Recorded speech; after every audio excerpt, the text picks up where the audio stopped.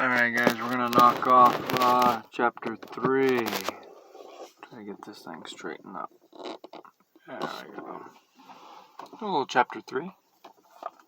Zach's lie.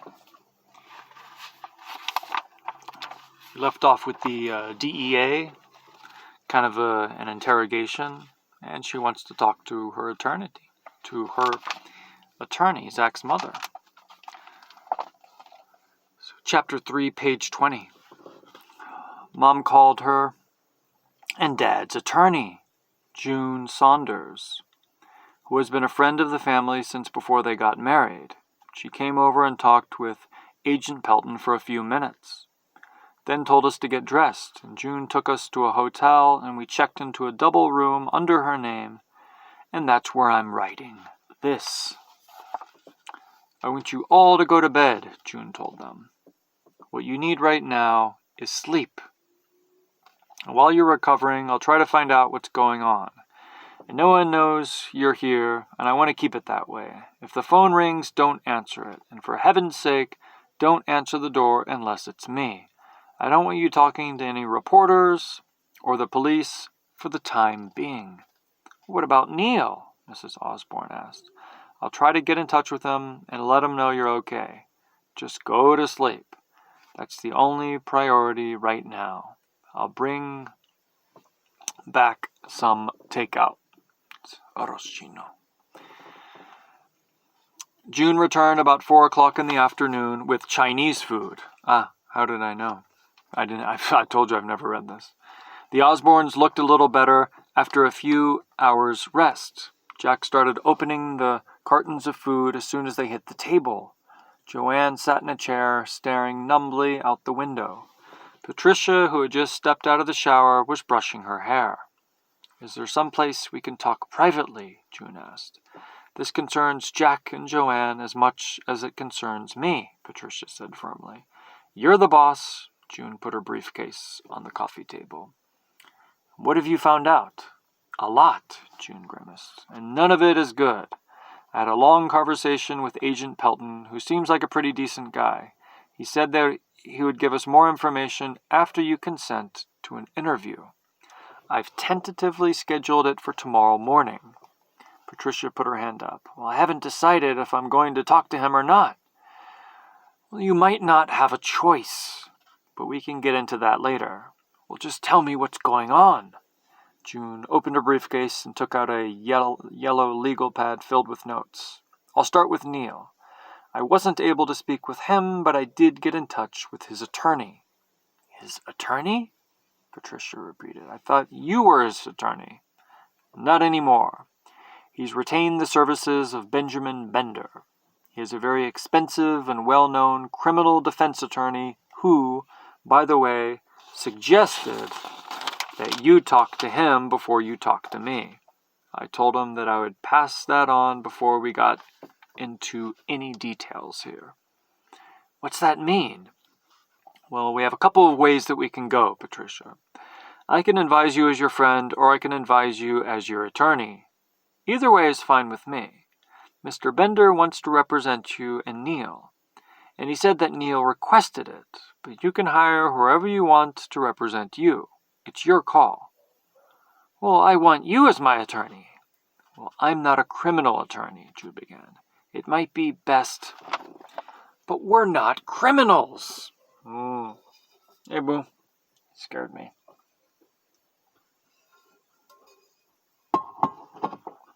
Timothy's outside. He just scared me. Okay, sit down. June motioned her into a chair. I know you've been through a lot, and you need to stay calm. But let me tell you what I know. She explained that Neil Osborne had been arrested for drug trafficking. He was being held in the Federal Detention Center downtown. Their case is pretty solid. They have photographs, videos, phone conversations. They've been on his trail for over a year. A year? That doesn't seem possible. How could Neil... You told me yourself that you haven't seen Neil for more than 2 weeks in the past 4 months. June looked at Joanne and Jack uncomfortably. That since he bought the airline company, he's been pretty scarce around the house. When Jack's father had left the Navy, he became a commercial airline pilot. The job paid well. It had brought them a big house in the suburbs, nice cars, good clothes, and great vacations. But after 5 years, Jack's father got fed up with flying busloads of irritable passengers over the same boring routes. When Jack fell out of the window, his father took a long leave of absence to consider his options. He decided to buy a small airplane company based in Texas and began flying cargo into Mexico and Central and South America. La Mosquitia. Since he had bought the company, he had been away more often than at home. And when he was home, it seemed to Jack and Joanne that all their parents did was argue.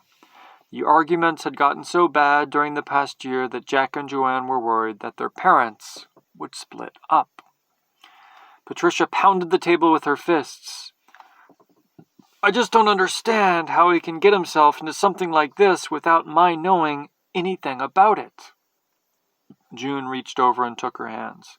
You'll have plenty to think about that later. Right now, we have to figure out how to get you out of this mess. What's going to happen to him? Are you sure you want me to talk about this right now? She glanced at the kids again. Yes. Well, if half of what they appear to have on Neil turns out to be true, they could lock him up and throw away the key. Mrs. Osborne covered her face with her hands and began crying. Joanne and June put their arms around her and joined in. Jack had thought that the men coming into their house was the most awful thing that had ever happened to him. But seeing his mother like this was worse. After a while, his mother got up and went into the bathroom. She came back a few minutes later with her face washed and a determined look in her eyes. What does all this mean to us? She asked. Well, that's the big question, June answered. Agent Pelton doesn't think you're involved, but he does think that these people are trying to get Neil. They're trying to get to Neil through you. What people? Patricia asked. What's he talking about? June stared at her for a long time without saying anything. Does she remember the tape? Agent Pelton is convinced that somebody came to your house last night and had a conversation with you. Is there any truth to that?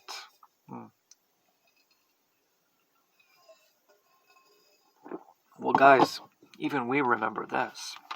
No. Ooh, she's lying. June took her hand again. You can't do this on your own, Patricia. You've got to think of... There was a knock on the door. June walked over and looked through the peephole. It's Benjamin Bender. I've seen him on talk shows. I guess he didn't trust me to pass his request on to you.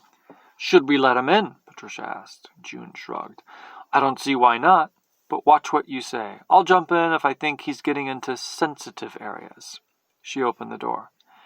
Benjamin Bender strode into the room as if he owned it, walking right past June Sanders to Patricia. Mrs. Osborne, my name is Benjamin Bender.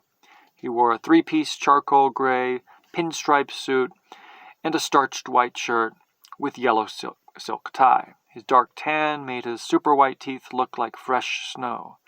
Your husband has retained me to represent you. So I've heard, Patricia pointed to June. This is my attorney, June Saunders. Ah, yes, Mrs. Saunders, I believe we've spoken on the phone. He gave her a small nod and then turned to Jack and Joanne. And you must be Joanne. Your father said that you were beautiful and he wasn't exaggerating. Joanne rolled her eyes at Jack. Jack Bender continued. You look a great deal like your father. Jack did not like Mr. Benjamin Bender. How is Neil? Patricia asked. Have you seen him? I just came from seeing him. He's doing fine under the circumstances. We'll straighten all of this out, Mrs. Osborne. As usual, our federal friends have gotten a little ahead of themselves and are abusing their powers. You mean Dad didn't do the things they told us? Jack felt a glimmer of hope. Perhaps this was all a terrible mistake. Of course not, Bender said vehemently. He was just in the wrong place at the wrong time. Shall we sit down and discuss our options? When everyone was comfortable, Benjamin Bender opened his briefcase.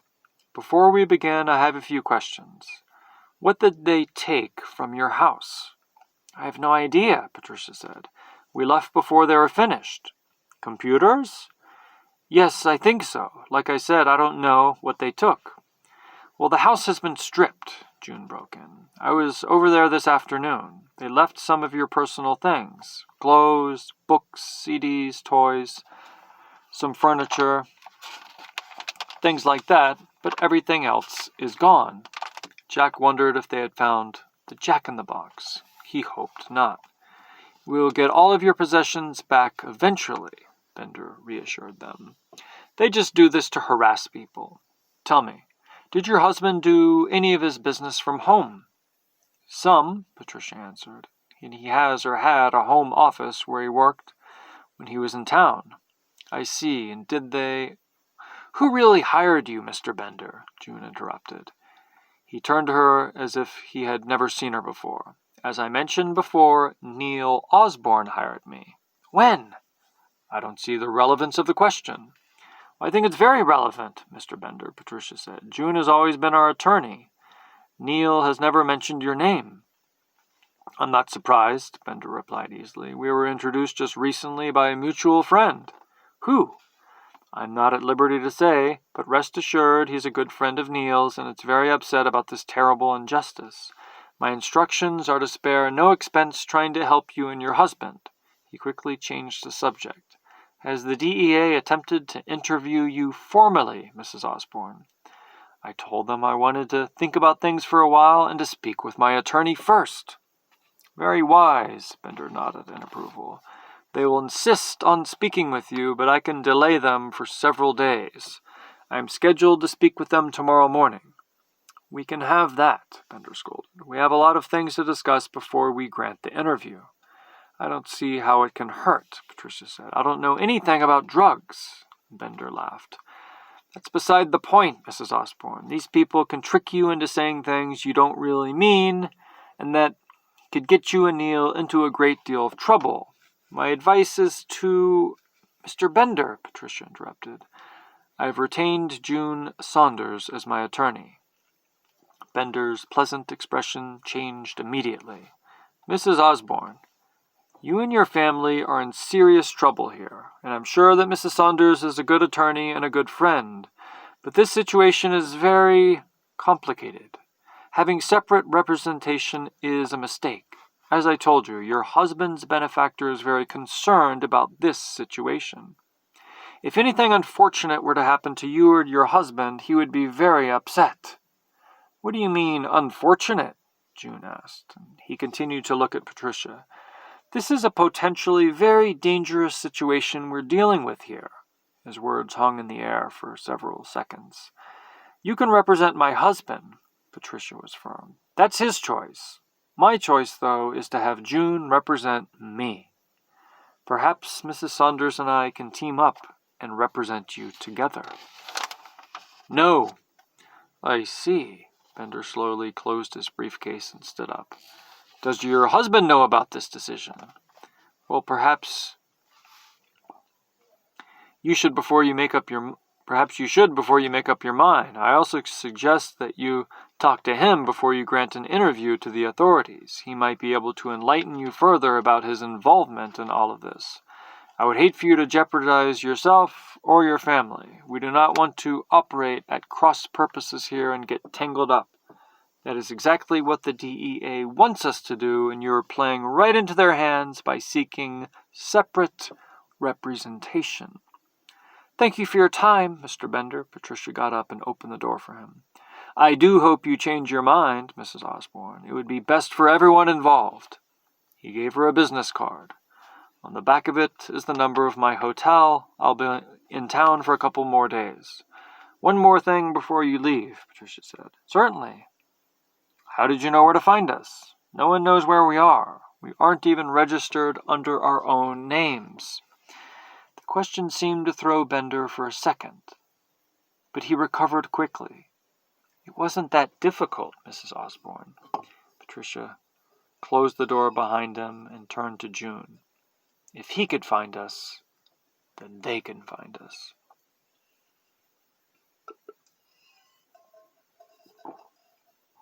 I think they already have, June said. I've got to talk to Neil. I'll call Agent Pelton. Barry Jones and Paul Snyder sat in a rental car a quarter-mile away from the hotel, watching the front entrance through a powerful spotting scope. The car was beginning to sour with the smell of hamburgers, coffee, and two large men who had not bathed in 2 days. The men watched Benjamin Bender go in and come back out 15 minutes later, looking very unhappy. When June Saunders and the Osborns finally came out, Barry and Paul followed them to the Federal Detention Center and discovered that they were not the only people following the Osborns. Barry called Alonzo Aznar. "The cops are tailing them," he said. "As I expected," Alonzo said. "Stick with them, but make sure you aren't spotted." Alonzo hung up and looked out of the small round window of the jet. He was the only passenger. The black sky was clear. City lights flickered 30,000 feet below. He flipped the intercom switch and asked the pilot when they would be landing. A week earlier, the pilot would have been Neil Osborne. Alonzo was going to miss Neil. He dialed another number. Benjamin Bender answered the phone in his hotel room. "So, how did it go?" Alonzo asked. "Not very well," Bender told him. "Mrs. Osborne has retained her own attorney." "I thought you would be more persuasive." "She still might change her mind. I told her to talk to her husband, that he might be able to convince her." "She is with him now?" Alonzo raised his voice. "She might change his mind." Bender was worried about this too, but didn't say so. "He seems to be with us on this thing, but she's worried about his family and what might happen to them. With good reason. He told me to tell you that if anything happened to them, a certain document would be sent that would put an end to your operation." Alonzo laughed. "Bold words from a pilot who knows virtually nothing about our operation." "I wouldn't be so sure," Bender said. "He gave me an address and asked me to pass it along to you. 1655 North Cumberland, Miami, Florida." "Ooh, that's near my place." Alonzo's hand tightened on the phone receiver. It was the address of one of his many drug warehouses. "Perhaps he knows a bit more than I thought."